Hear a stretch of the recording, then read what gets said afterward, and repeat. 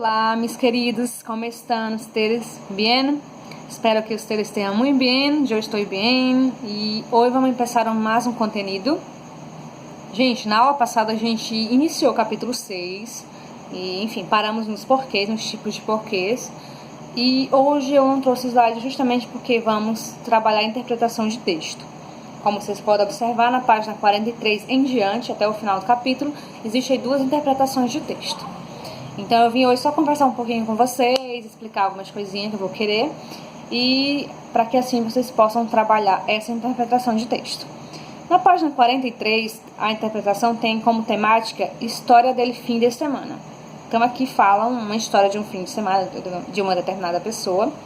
E eu quero que vocês leiam. Gente, eu não vou fazer leitura, como já tem de costume em alguns videoaulas, eu vou fazer a leitura do texto para vocês. Só que a gente sabe que lá na sala de aula, quando a gente estava com as aulas presenciais, sempre era escolhido alguns alunos, feito sorteios, enfim, eu mesma indicava 3, 4 pessoas para fazer a leitura, dependendo do texto.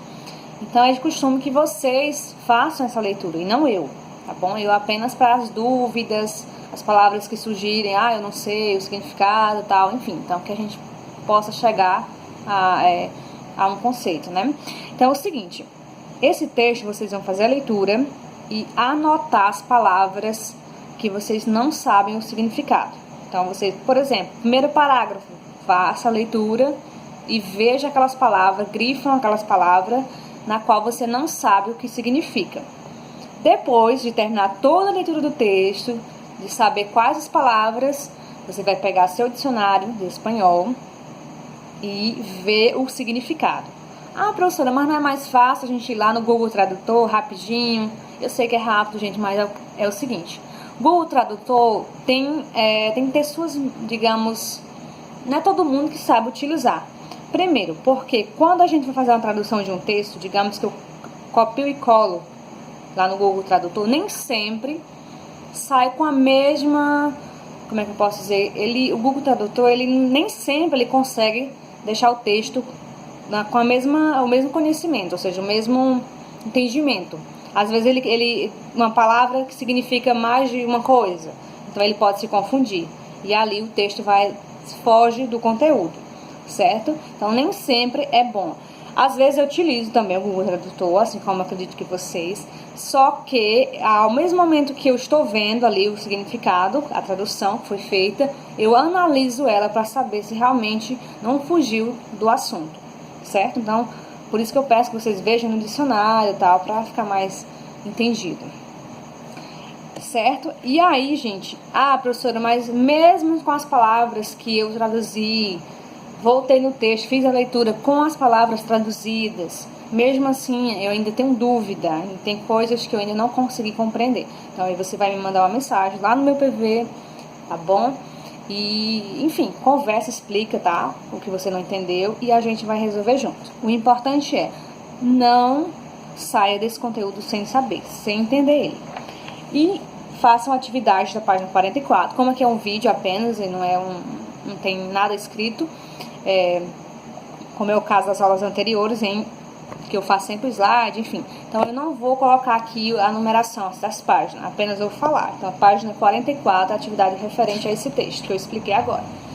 Agora, o segundo texto que se encontra na página 45, esse eu vou querer um pouquinho diferente, tá, pessoal? Ele tem como temática, por que grandes dúvidas da humanidade. Então, a gente sabe que nós, seres humanos, temos isso, né, é algo nosso mesmo, da gente sempre ter dúvida das coisas.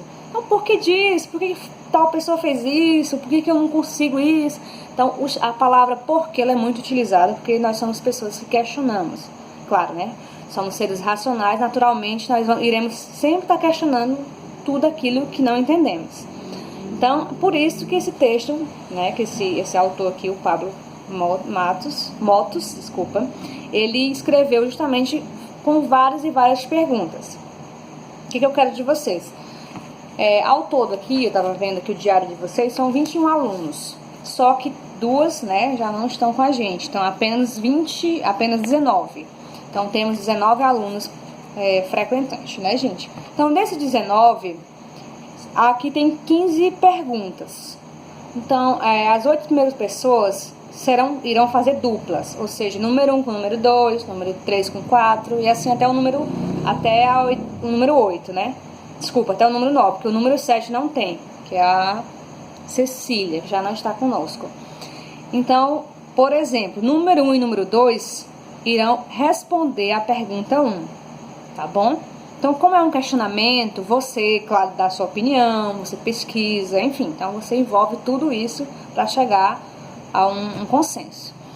Aí, então, número 1 e número 2, referente à primeira pergunta. Aí, número 3 e número 4, a segunda, tá bom?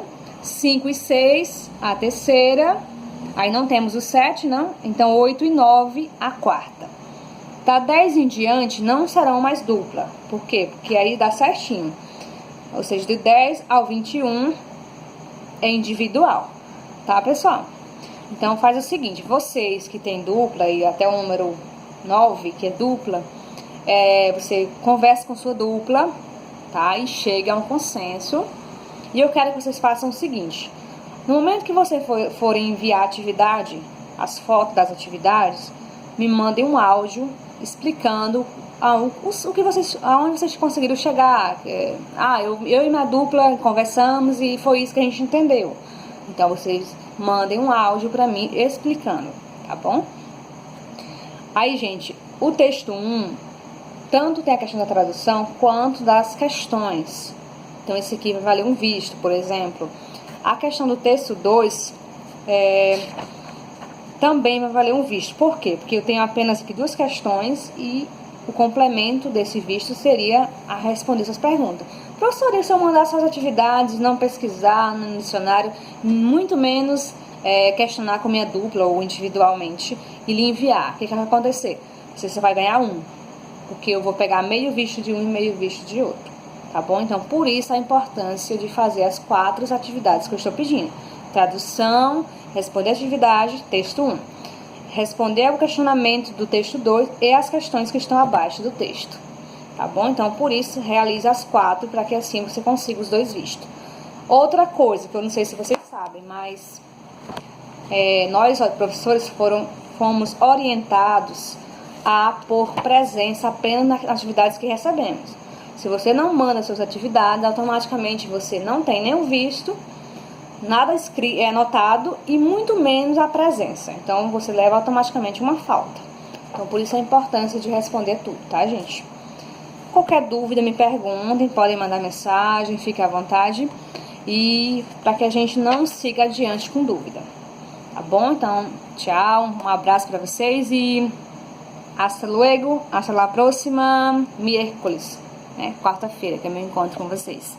Tchau, gente.